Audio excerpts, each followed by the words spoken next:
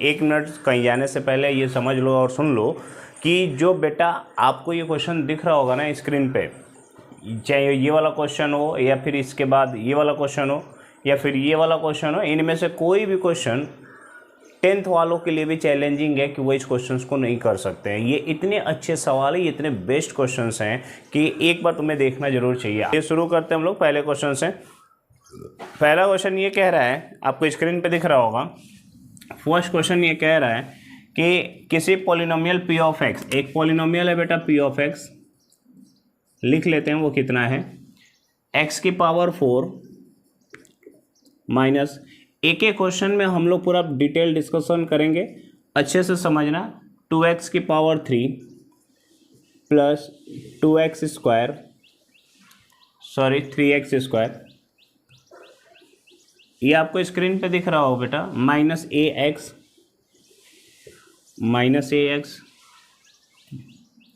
Plus 3a plus 3a minus 7, ये एक polynomial है। ठीक है, ये जितने भी क्वेश्चंस हम कराने वाले हैं उनमें से एक इजी वाला क्वेश्चन है। ठीक है, हम लोग शुरुआत कर रहे हैं, एक बहुत सिंपल क्वेश्चन से, अंत तक देखोगे तो मज़ा आ जाएगा, क्योंकि इसमें अंत में मैंने ऐसे ऐसे क्वेश्चन दे रखे हैं जो 10th वालों से भी नहीं बनेगा, और आप सीख जाओगे तो फिर आप उनसे स्मार्ट हो जाओगे। इधर देखो, तो दो पॉलिनोमियल है यहाँ पे, ये पॉलिनोमियल की वैल्यू यहाँ पे दिया हुआ है। ये कह रहा है कि this polynomial when divided by x plus 1, एक और पॉलिनोमियल है g ऑफ x जिससे डिवाइड किया जा रहा है, और वो है x प्लस 1। मैं सिर्फ रिमाइंडर थ्योरम, फैक्टर थ्योरम की भी अभी बात कर रहा हूँ। ठीक है, x प्लस 1 आपको पता ही होगा, ये एक पॉलिनोमियल है क्योंकि पावर जितने भी हैं वो सब पॉजिटिव इंटीजर्स हैं, और ये g ऑफ x पॉलिनोमियल है सिंगल वेरिएबल का, जिससे हम लोग डिवाइड कर रहे हैं। लीव द रिमाइंडर 19, तो एक रिमाइंडर बच रहा है बेटा r ऑफ x, जिसको कह सकते हैं 19। अब इस यहाँ पे मैं आपको एक कंसेप्ट बता दे रहा हूँ, ये 19 जो है वो कैसा पॉलिनोमियल है, तो ये कांस्टेंट पॉलिनोमियल है। कैसा है? Constant polynomial. और कांस्टेंट पॉलिनोमियल की डिग्री कितनी होती है, मैं बीच बीच में ये बताते चलूँगा। कांस्टेंट पॉलिनोमियल की जो डिग्री, जैसे आर एफ, जो रिमाइंडर बचा वो 19 है, तो 19 में कोई भी वेरिएबल नहीं है। अगर वेरिएबल नहीं है बेटा तो ये हमारा कांस्टेंट पॉलिनोमियल, ये क्या है? कांस्टेंट पॉलिनोमियल है। और कांस्टेंट पॉलिनोमियल का जब कभी भी डिग्री पूछ दिया जाए तो इसकी डिग्री हमेशा होती है 0। डिग्री कितनी होगी? 0, क्योंकि यहाँ पे x की पावर, बगल में x की पावर 0 अगर करें तो इसकी वैल्यू 1 होगी, और x की पावर 0 का मतलब इसकी डिग्री हो गई 0। लेकिन यहाँ पे एक कंसेप्ट और आपको हम बता दे रहे हैं, अगर कोई एक पॉलिनोमियल है आर एफ एक्स मान लो, और वहाँ पे रिमाइंडर 0 है, ये भी एक पॉलिनोमियल है, इसको बोलेंगे जीरो पॉलिनोमियल। क्या बोलेंगे इसको? Zero polynomial. लेकिन अब इसकी डिग्री के बारे में बात होगी बेटा, बहुत सारे बच्चे गलत बताते हैं, इनकी डिग्री के बारे में बात होगी तो वो होगा नॉट डिफाइंड। नॉट डिफाइंड, वजह ये है नॉट डिफाइंड का कि अगर आप बेटा इसमें 0 में किसी भी वेरिएबल से मल्टीप्लाई करोगे, किसी भी वेरिएबल से मल्टीप्लाई करोगे तो उसकी वैल्यू 0 ही होगी, चाहे वो वेरिएबल का पावर 1 हो, वेरिएबल की पावर 2 हो, या वेरिएबल की पावर 3 हो, इसलिए डिग्री इसकी नॉट डिफाइंड बोली गई है। तो ये छोटी सी बात थी जो मैं बीच बीच में क्वेश्चंस में बताता जाऊँगा। अब यहाँ पे ये सवाल ये है कि जब आप एक पॉलिनोमियल से डिवाइड कर रहे हैं तो आपके पास, जब आप एक पॉलिनोमियल से डिवाइड कर रहे हैं x प्लस 1, तो आपके पास एक रिमाइंडर बच रहा है। उसके बाद की कहानी ये है, find the value of a and also find the reminder when p of x divided by x plus 2। और आपको ये भी बताना है कि रिमाइंडर बताइए जब x प्लस 2 से डिवाइड किया जाए। तो आप बताओ, पहले x प्लस 1 से डिवाइड करने तो रिमाइंडर 19 बच रहा है। तो यहाँ पर रिमाइंडर थ्योरम अगर हम लोग यूज करें, ये तो हम लोग का क्वेश्चन हो गया। अगर हम सॉल्यूशन में जाएं और हम कहें रिमाइंडर थ्योरम बताओ, तो रिमाइंडर थ्योरम क्या कहता है भाई? रिमाइंडर थ्योरम आपको थोड़ा सा पता होगा। रिमाइंडर थ्योरम ये क्या कहता है कि आप जिस पॉलिनोमियल से डिवाइड कर रहे हैं, जिस पॉलिनोमियल से डिवाइड कर रहे हैं, उस पॉलिनोमियल को अगर हम लोग 0 के बराबर कर दें तो यहाँ पे x की वैल्यू आ जाता है -1, और यहाँ पे p ऑफ 1 अगर -1 रख दें तो यहाँ पे जो भी वैल्यू आएगी वो रिमाइंडर ही होगा। जिस पॉलिनोमियल से हम लोग डिवाइड कर रहे हैं, सोच के देखो, अगर हम इस पॉलिनोमियल से डिवाइड कर रहे हैं और इस पॉलिनोमियल का ये एक फैक्टर होता, अगर ये एक फैक्टर होता तो ये 0 होता, अगर ये 0 होगा तो ये पूरा पॉलिनोमियल भी 0 होगा। लेकिन इसको जीरो करने के बाद एक्स बराबर माइनस वन की जब वैल्यू रख रहे हैं इसमें और वो जीरो नहीं आ रहा है, इसका मतलब जो कुछ भी बच रहा है बेटा वो क्या है, रिमाइंडर है। तो रिमाइंडर थ्योरम कहता है कि जिससे हम लोग डिवाइड कर रहे हैं उनमें जो कांस्टेंट की वैल्यू है जीरो करने के बाद उस वैल्यू को हम लोग पॉलिनोमियल में पुट कर दें, अगर ये जीरो आ जाता तो इसको हम लोग कहते हैं फैक्टर थ्योरम, तो इसका ये फैक्टर होगा। लेकिन अगर ये जीरो नहीं आ रहा है, जो कुछ भी बच रहा है, तो वो रिमाइंडर है, ये रिमाइंडर थ्योरम में बोला गया है और ये आपको पता भी होनी चाहिए। अब देखो P of one minus one निकाल लेते हैं, पी ऑफ माइनस वन, तो जैसे ही पी ऑफ माइनस वन करेंगे तो माइनस वन की power four, minus two, minus one की power three, plus three, minus one की power two, minus A of minus one, plus three of A minus seven. एकदम आराम से समझना, ठीक है बेटा, आराम से समझो, कोई बहुत ज़्यादा टफ नहीं है, समझ जाओगे तब, अदरवाइज ये तो इतने बेस्ट क्वेश्चन है कि बनेगा भी नहीं ऐसे। अब इसका रिमाइंडर जो है बेटा ऑलरेडी 19 दे रखा है, तो रिमाइंडर हो गया 19 is equal to one, minus one की power four plus one, minus one की पावर थ्री होगा तो माइनस वन, और minus one into minus two plus two, plus minus one की पावर टू है तो plus three, minus minus plus A, plus three A minus seven.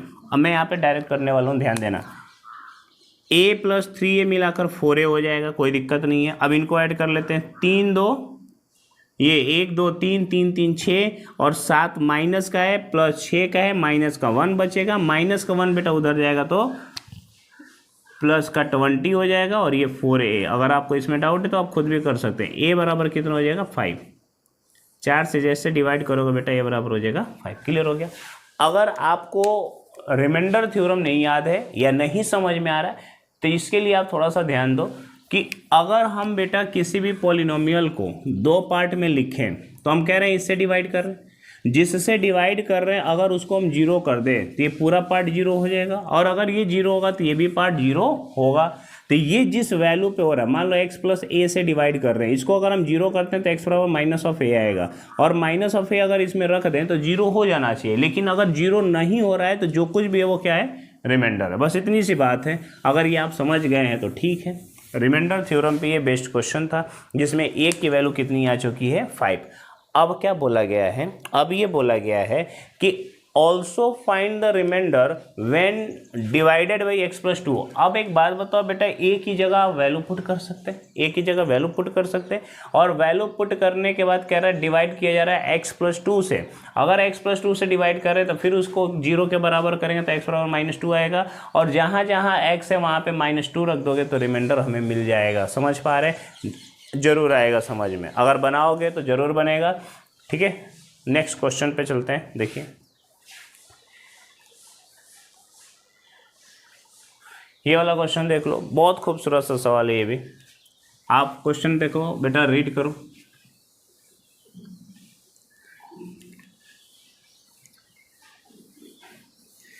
लेकिन ये उन्हीं बच्चों के लिए है, 9th क्लास के बच्चों के लिए, जो बच्चे 9th क्लास में अपने पॉलिनोमियल को अच्छे तरह से पढ़े और समझे हैं।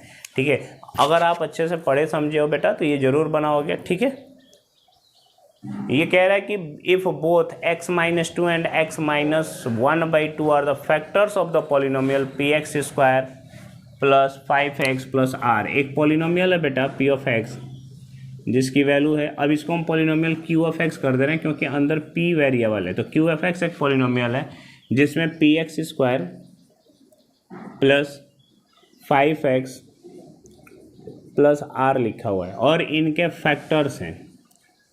इनके फैक्टर्स कौन कौन है, x माइनस 2 और x माइनस 1/2, ये इनके फैक्टर्स हैं। क्लियर होगी बात।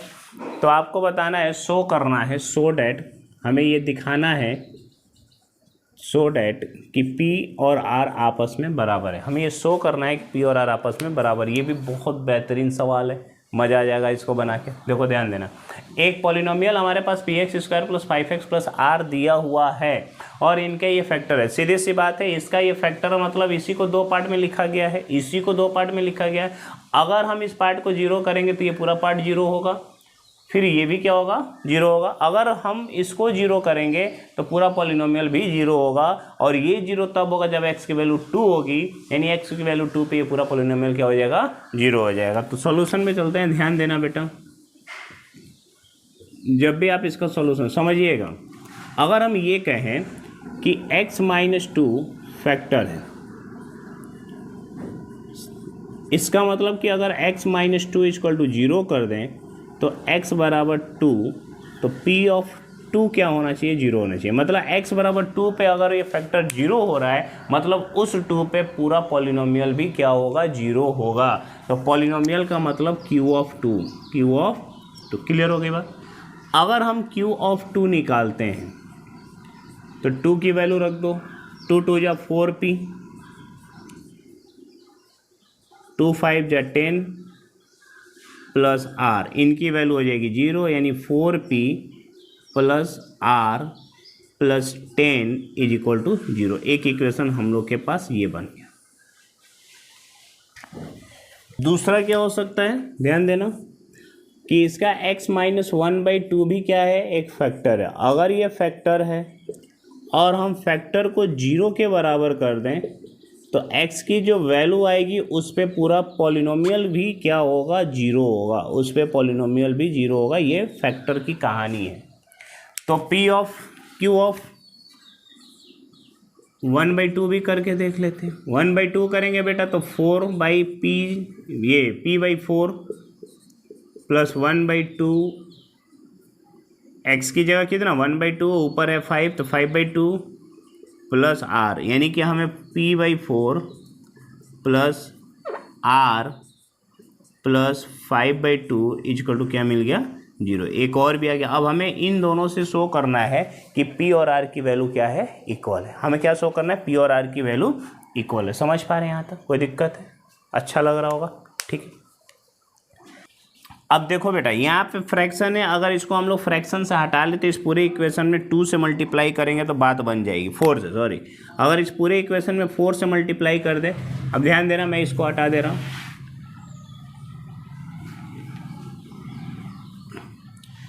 पहला इक्वेशन ऑलरेडी क्या था, 4p plus r plus 10 is equal to 0, ये पहला वाला था। दूसरा अगर हम 4 से दोनों बगल मल्टीप्लाई करें तो कोई फ़र्क पड़ेगा नहीं, ये हो जाएगा p, 4 से 4 कैंसिल, ये हो जाएगा 4r, और ये हो जाएगा बेटा 4 से मल्टीप्लाई करेंगे तो 2 2 जा 4 और 5 2 जा 10 इज इक्वल टू 0।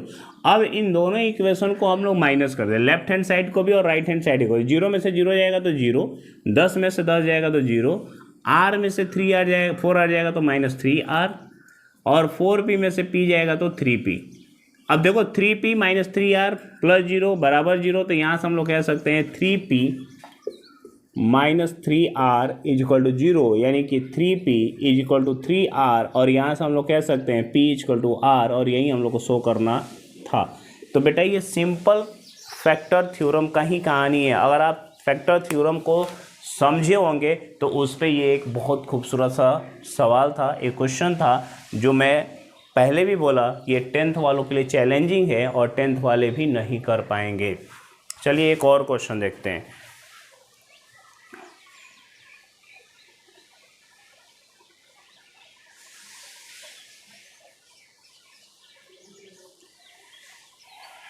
अब ये एक खूबसूरत सा सवाल है, देखते हैं आप लोग बना पाते हैं कि नहीं। एक बार पढ़ लो क्वेश्चन को, एक बार क्वेश्चन पढ़ लो, ये भी बहुत खतरनाक क्वेश्चन है। अपने आसपास के बच्चों को दिखाना, जो बहुत ज़्यादा टॉपर बनता है ना, उनको बताना, समझ में आ जाएगा कि वो कितने टॉपर में और कितना वो पढ़ते हैं। टॉपर सिर्फ इसलिए नहीं कि एनसीईआरटी बना के बैठ जाओ वो टॉपर हो जाते हैं। ये क्वेश्चन बनाओ तो कहेंगे कि हाँ टॉपर हो।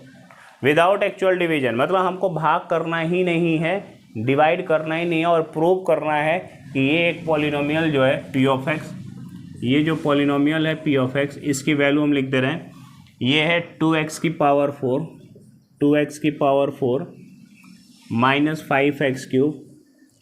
यही क्वेश्चन बनाओ ना, देखो हालत ख़राब हो जाएगी। मेरे बनाने से पहले अगर बना दिए तो हम समझे कि हाँ कुछ कर रहे हो। 2x square minus x plus 2, ये एक पॉलिनोमियल है। अब इस पॉलिनोमियल को हम लोग को डिवाइड करना है, और ये कह रहा है कि डिविजिबल है, x square minus 3x plus 2 इनसे डिविजिबल है। ये जो पॉलिनोमियल है ये वाला, इससे डिविजिबल है, लेकिन हम लोग को बिना डिवाइड किए ये बताना है कि ये डिविजिबल है। खतरनाक हुआ कि नहीं हुआ? अब सोचो, ये जो पॉलिनोमियल है, इस पॉलिनोमियल में हमें इससे डिवाइड करना है, और जब हम इससे डिवाइड करें तो यहाँ पे रिमाइंडर कुछ भी ना बचे। कहने का मतलब ये है कि जब हम इस पॉलिनोमियल से डिवाइड करें तो इसमें रिमाइंडर कुछ भी ना बचे। इसका ये भी मतलब हुआ बेटा कि इस पॉलिनोमियल का कहीं ना कहीं ये फैक्टर होगा। अगर ये फैक्टर है तभी इससे ये पूरी तरह डिवाइड होगा, अदरवाइज डिवाइड नहीं होगा। मेरी बात समझ पा रहे हैं आप लोग? हम ये कह रहे हैं कि अगर ये पॉलिनोमियल इस पॉलिनोमियल का फैक्टर है तभी डिवाइड होगा पूरा पूरा, अदरवाइज डिवाइड नहीं होगा। तो ये x square minus 3x plus 2 एक फैक्टर है। तो क्या इसको हम लोग दो पार्ट में लिख सकते हैं? कैसे? सिंगल पावर वाले में x माइनस 3x, इसको लिखेंगे एक्स स्क्वायर माइनस 3x को दो पार्ट में करेंगे 2, 2 1 जा 2 और 2 and 1 3, तो माइनस 2x माइनस x इस मिडिल टर्म स्प्लिट कर दिया प्लस 2। ये सभी बच्चों को आना चाहिए। x माइनस 2 एक ब्रैकेट से बन जाएगा यहाँ पे, और x माइनस 1 एक ब्रैकेट से बनेगा। यानी इस पूरे पॉलिनोमियल, इस क्वाड्रेटिक पॉलिनोमियल को हमने इस फॉर्म में लिखा है। ये चीज़ और ये चीज़ दोनों सेम है। क्लियर होगी? अब जरा बताओ बेटा, इसका अगर ये फैक्टर था तब ये पूरी पूरी डिविजिबल है। हमें प्रूफ दिखाना है, लेकिन लॉन्ग डिवीजन नहीं करना है, बस ये दिखाना है इससे डिवाइड करें तो रिमाइंडर कुछ भी ना बचे, ये शो करना है। तो इसका ये फैक्टर होगा। क्यों? ऐसा समझो, 12 का फैक्टर कौन है? 4 और 3। ये होता है 4 से डिवाइड करेंगे तो पूरा पूरा चला जाएगा, 3 से भी डिवाइड करेंगे तो पूरा पूरा चला जाएगा। मतलब कि जो फैक्टर है वो अपने नंबर्स को पूरा पूरा डिवाइड कर जाता है। अगर इसका ये फैक्टर है तो ये इसको पूरा पूरा डिवाइड कर जाएगा। अब इस चीज को हमने इस फॉर्म में लिखा है, मतलब ये दोनों भी क्या है? फैक्टर है। और बाय यूजिंग फैक्टर थ्योरम, खत्म सवाल, तो यही दम तोड़ दिया। By factor theorem, factor theorem क्या कहता है कि अगर x माइनस 2 फैक्टर है then p of 2 is equal to 0। सीधी सी बात है। अगर हम p ऑफ 2 चेक कर दें और ये 0 के बराबर हो जाए तो हम कहेंगे इससे डिविजिबल है, और p ऑफ 1 पे भी अगर ये 0 हो जाए तो कहेंगे इस दोनों से डिविजिबल है, और अगर इससे डिविजिबल है तो इससे भी डिविजिबल है। तो फैक्टर थ्योरम कितना खूबसूरत तरीके से यूज हो रहा है आप खुद ही देख लो। p ऑफ 2 निकालेंगे यहाँ पे बेटा, x माइनस 2 को 0 करेंगे तो x बराबर 2 आ जाएगा। 2 पे पूरा पॉलिनोमियल 0 होना चाहिए। चेक कर लेते हैं 2, और अगला आप चेक करिएगा 2 की पावर 4, 2 2 जा 4, 4 4 जा 16, माइनस 5, 2 की पावर 3 8, प्लस 2, 2 की पावर 2 4, माइनस 2 प्लस 2। ये तो यहीं पे दम तोड़ दिया। 16 दूना 32 और 4 दूना 8, 32 और 8 40 और 8 45, 0 हुआ कि नहीं हुआ? समझ पा रही हैं? यानी कि जिस पॉलिनोमियल से हमें डिवाइड करना था उसी का हमने फैक्टर देखा तो x माइनस 2 और x माइनस 1 है, यानी कि इसका भी फैक्टर होगा x माइनस 2 x माइनस 1। और अगर x माइनस 2 से डिविजिबल है तो x माइनस 1 से भी ये डिविजिबल होगा। 1 रख के चेक करेंगे तो भी 0 आएगा। और हम ये कह सकते हैं अगर इन दोनों से डिविजिबल है तो इससे भी डिविजिबल होगा। कौन सा लॉजिक लगा इसमें? Factor theorem. समझ पा रहे हो? आसान है ना? मज़ा आ रहा होगा। चलिए, मज़ा आना चाहिए बस बेटा।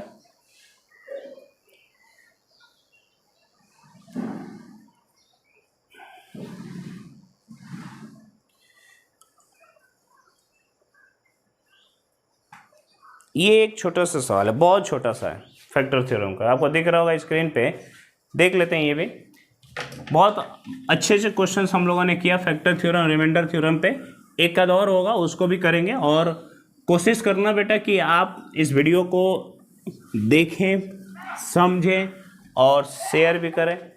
मैं आप लोग के लिए इतना मेहनत कर रहा हूँ तो आप भी मेरे लिए थोड़ा सा करिए, है कि नहीं?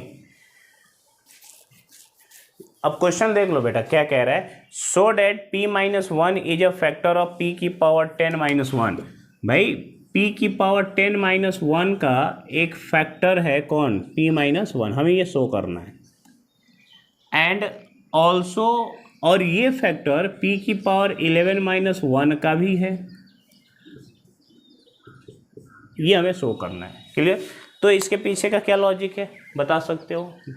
भाई अगर इसका ये फैक्टर है, इस पॉलिनोमियल का ये फैक्टर है, कहीं ना कहीं अगर ये फैक्टर है तो इसको 0 के बराबर करेंगे तो p की वैल्यू 1 आएगी। 1 यहाँ रखेंगे तो 0 हो जाना चाहिए। अगर ये भी फैक्टर है तो इसको 0 के बराबर करेंगे तो भाई फैक्टर थ्योरम कुछ नहीं करना है, बाई फैक्टर थ्योरम। समझो मेरी बात को, अगर p-1 फैक्टर है, p-1 क्या है, फैक्टर है, तो निश्चित ही p-1 बराबर 0 और p बराबर कितना आ जाएगा 1, यानी कि जो पॉलिनोमियल है उसमें अगर 1 रखेंगे तो वो किसके बराबर होगा, 0 के। इस पॉलिनोमियल का नाम हम दे देते हैं एफ ऑफ पी। इस पॉलिनोमियल का नाम हमने दिया एफ ऑफ पी, तो एफ ऑफ 1 पे क्या होगा बेटा, 0 होगा, क्योंकि p की वैल्यू क्या है, 1 है, तो 1 पे पॉलिनोमियल की वैल्यू क्या होगी, 0 होगी। चेक कर लेते हैं, एफ ऑफ 1 चेक करते हैं, 1 की पावर 10 माइनस 1, ये बताओ बेटा 1 की पावर 10 1 माइनस 1 0 आया कि नहीं। अगर 0 आ रहा है इसका मतलब वो फैक्टर है। इससे आप ये भी कर सकते हैं, अगेन p बराबर 1 रखेंगे, 1 की पावर 11 भी बेटा 1 ही होगा, 1 माइनस 1 क्या हो जाएगा, 0। तो इसमें बहुत ज़्यादा कुछ था नहीं इस क्वेश्चन में।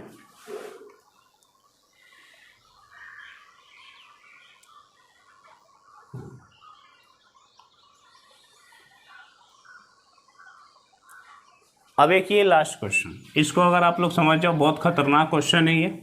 अगर इस क्वेश्चन को समझ पाते हैं तो फिर अच्छी बात है, ये कंपटीशन में भी पूछा जाता है और इतने बड़े बड़े सवाल को कभी कभी ऑब्जेक्टिव में पूछ लेता है। अगर आप किसी भी कंपटीशन की तैयारी कर रहे हैं, आगे चल के अगर करते हैं CHSS की कहीं भी तो उसमें कहीं ना कहीं ये पूछा जा सकता है। तो ये बहुत अच्छे सवाल है, देखते हैं। द रिमाइंडर व्हेन, एक पॉलिनोमियल है बेटा p ऑफ x और उसकी वैल्यू दिया है x की पावर 23। कोई डरने की जरूरत नहीं है, बहुत ईजी है ये, x की पावर 23 और एक पॉलिनोमियल g ऑफ x है जिससे हमको डिवाइड करना है और उसकी वैल्यू है x² माइनस 3x प्लस 2।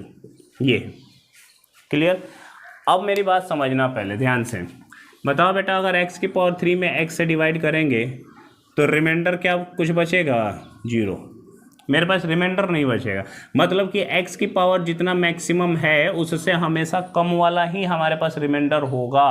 तो x की पावर मैक्सिमम कितना है, 1, तो इससे कम क्या होगा, 0, यानी कांस्टेंट हमारे पास बचेगा। अगर कहीं x की पावर 2 है, x की पावर 3 और x² से डिवाइड करेंगे तो x रिमाइंडर बच जाएगा, x रिमाइंडर बच जाएगा। समझ पा रहे हैं कैसे x बचा, मतलब कि हम जिससे डिवाइड कर रहे हैं उससे कम पावर का हमेशा रिमाइंडर बचता है, ये मैं बताने की कोशिश कर रहा हूँ। अगर लीनियर पॉलिनोमियल से बेटा डिवाइड कर रहे हो तो कांस्टेंट बचेगा, क्वाड्रेटिक से अगर डिवाइड कर रहे हो तो लीनियर पॉलिनोमियल बचेगा, क्यूबिक से डिवाइड कर रहे हो तो मैक्सिमम क्वाड्रेटिक बच सकता है। ये जरूरी नहीं है कि क्वाड्रेटिक बचेगा, लेकिन मैक्सिमम होगा, क्यूबिक नहीं होगा। आप डिवीजन के भी केस में देख लो, ऐसे ध्यान दो, 7 में 3 से डिवाइड करते हैं तो क्या रिमाइंडर कभी 3 से ज़्यादा हो सकता है, क्या 3 हो सकता है, नहीं, ना तो 3 होगा ना 3 से ज़्यादा होगा, जब भी होगा वो 3 से कम होगा, जो भी रिमाइंडर होगा वो 3 से हमेशा कम होगा। यानी कि हम जिस नंबर से डिवाइड करते हैं रिमाइंडर हमेशा उससे कम होगा, ये आपको ध्यान में रखनी है। तो ये p ऑफ x है इतना, ये g ऑफ x है, तो ये g ऑफ x को अगर हम लोग बेटा फैक्टर के फॉर्म में लिखें तो अभी मैंने लिखा था इसको x माइनस 2 और x माइनस 1, ये अभी जस्ट लिखा था। क्लियर, देख लो कैसे, x² माइनस 3x प्लस 2, 2 का फैक्टर करेंगे, 2 का ऐसा फैक्टर करेंगे कि जोड़ने पे 3 आ जाए, तो x² minus 2x minus x plus 1, x common करेंगे तो x माइनस 2 यहाँ से, माइनस 1 कॉमन करेंगे तो x माइनस 2 यहाँ से, x माइनस 2 एक ब्रैकेट में और x माइनस 1 एक ब्रैकेट में, ये इसका फैक्टर हो गया। क्लियर, आता होगा ये सबको। तो यहाँ पे क्या है कि हम एक पॉलिनोमियल p ऑफ x से में डिवाइड करें इससे, तो बताओ अगर किसी भी पॉलिनोमियल में हम लोग किसी दूसरे पॉलिनोमियल से अगर डिवाइड करते हैं तो वहाँ पे 2 और भी पॉलिनोमियल जनरेट होता है, एक होता है q ऑफ x और एक होता है r of x। Euclid division lemmas हम लोग सीखते चले आए हैं पहले चैप्टर से, 10th वाले में, खैर 9th वालों के लिए नहीं है। 9th वाले ये समझे कि अगर किसी पॉलिनोमियल में एक पॉलिनोमियल से डिवाइड करें तो q of x quotient polynomial बचेगा प्लस रिमाइंडर होगा। तो हम कह रहे हैं कि जिस पॉलिनोमियल में हम लोग डिवाइड कर रहे हैं बराबर होगा g ऑफ x जिससे डिवाइड किया जा रहा है into q of x plus r reminder r of x। Clear होगी बात, अब ध्यान से समझना मेरी बात को अच्छे से। इसको बोलते हैं डिविडेंड, डिविडेंड बराबर divisor into quotient plus reminder. Dividend हमारे पास है x की पावर 23, क्या है x की पावर 23 हमने लिख दिया, इज इक्वल टू किससे डिवाइड कर रहे हैं बेटा, तो x माइनस 2 और x माइनस 1 से डिवाइड कर रहे हैं। क्लियर होगी बात, क्वोशंट आ रहा है q ऑफ x। अब बात आती है रिमाइंडर की, तो हमने क्या बोला, अगर क्वाड्रेटिक ये है तो रिमाइंडर हमेशा लीनियर बचेगा, A X plus B. Linear polynomial हमारा ये होता है, स्टैंडर्ड फॉर्म जो होता है ए एक्स प्लस बी। हो सकता है यहाँ कुछ भी ना बचे, हो सकता है यहाँ कुछ भी ना बचे, हो सकता है केवल कांस्टेंट बचे। तो डिपेंड करता है ए और बी की वैल्यू पे। अगर ए 0 हो गया तो केवल कांस्टेंट बचेगा, बी 0 हो गया तो केवल एक सिंगल पावर का वेरिएबल बचेगा। क्लियर होगी बात। अब यहाँ पे देखो, इस पॉलिनोमियल को ध्यान से देखो। अगर मैं इस पार्ट को बेटा 0 कर दूँ तो ये पूरा पार्ट क्या हो जाएगा, 0। ये पार्ट 0, ये भी पार्ट 0, सिर्फ रिमाइंडर बच जाएगा। और ये पार्ट 0 कब होगा, जब x की वैल्यू क्या हो, 1। तो एट x इक्वल टू 1, 1 की पावर 23 1 इज इक्वल टू, ये तो 0 और ये हो जाएगा a प्लस बी। समझ पा रहे होंगे, मैं यहाँ पे लिख दे रहा हूँ 1 की पावर 23 1, ये पूरा पार्ट 0 और x की जगह 1 प्लस बी यानी कि a प्लस बी। हमारे पास एक सिंपल सा सम आया है a और b का, और वो कितना है, 1 है। मेरी बात समझ पा रहे। अब क्या करना है बेटा, इसमें एट x, इसी पार्ट में अगर हम इसको ना 0 कर हम इसे 0 करें तो, यानी x बराबर 2 रखेंगे तो ये पूरा पार्ट 0 हो जाएगा, और यहाँ 2 रखने से एक इक्वेशन बनेगा। तो ये बेटा बनेगा एट, मैं इधर कर लेता हूँ ऊपर, इसको मिटा के, ध्यान दो, एट x बराबर 2। अगर हम 2 रखेंगे बेटा तो 2 की पावर 23 इज इक्वल टू, ये पूरा पार्ट 0, 2a प्लस बी। एक इक्वेशन हमको यहाँ से मिल गया, और यहीं से हमें a और b भी मिल जाएगा, a और b। अब मेरी बात ध्यान से समझना, ये आप लोग अभी तक तो नहीं पढ़े होंगे, लेकिन कोई दिक्कत है नहीं। 2a प्लस बी, यहाँ पे a प्लस बी। बेटा अगर इस पूरे इक्वेशन में से इसको माइनस कर देंगे तो b से b क्या हो जाएगा, कैंसिल हो जाएगा। इस पूरे चीज़ को पढ़ने के लिए 10th में हम लोग पढ़ेंगे, लेकिन उसकी टेंशन ना लो। अगर इस पूरे में से इस पूरे को माइनस करेंगे तो 2a में से 2a माइनस होगा तो a बचेगा, b में से b जाएगा तो 0, और 2 की पावर 23 में से 1 माइनस हो जाएगा। तो अगर हम इसे इक्वेशन 1 कहें और इसे इक्वेशन 2 कहें तो बेटा हम लोग इक्वेशन 2 में से 1 को माइनस कर रहे हैं, 2 में से 1 को माइनस कर रहे हैं। तो ये बनेगा 2 की power 23 minus 1 is equal to, 2a में से a जाएगा तो a की वैल्यू आ चुकी है 2 की पावर 23 माइनस 1। खत्म कहानी, बहुत ईजी है ये। अब बात करते हैं b के लिए। तो put the value, put a into first equation. First में रखेंगे बेटा तो a प्लस बी बराबर क्या है, 1 है। a की वैल्यू ऑलरेडी कितने, 2 की पावर 23 माइनस 1 प्लस b बराबर 1। b बराबर क्या हो जाएगा बेटा, 1। ये माइनस इधर आएगा तो प्लस 1, ये इधर आएगा तो माइनस 2 की पावर 23। तो b बराबर आ जाएगा 2 माइनस 2 की पावर 23। ये हमारे b की वैल्यू आ गई। और अगर हम आर एफ एक्स की बात करें तो a की जगह कितना है बेटा, 2 की पावर 23 माइनस 1, ये a हो गया, इंटू एक्स प्लस b की वैल्यू क्या है, 2 माइनस 2 की पावर 23। समझ पा रहे हैं, ये हमारा आंसर है। अगर इसमें किसी को दिक्कत होगी तो टेंशन लेने की ज़रूरत नहीं है, 1-2 बार देखोगे समझ में आ जाएगा। थोड़ा सा लेंदी सवाल जरूर था ये। तो मुझे उम्मीद है कि आपको ये रिमाइंडर थ्योरम और फैक्टर थ्योरम पे कुछ क्वेश्चन हमने दिए, ये बेस्ट क्वेश्चन था, आपको समझ में आया होगा। अगली बार हम लोग तीसरे चैप्टर के ऐसे ही खूबसूरत से सवालों से डिस्कशन शुरू किया जाएगा। तब तक के लिए धन्यवाद, थैंक यू।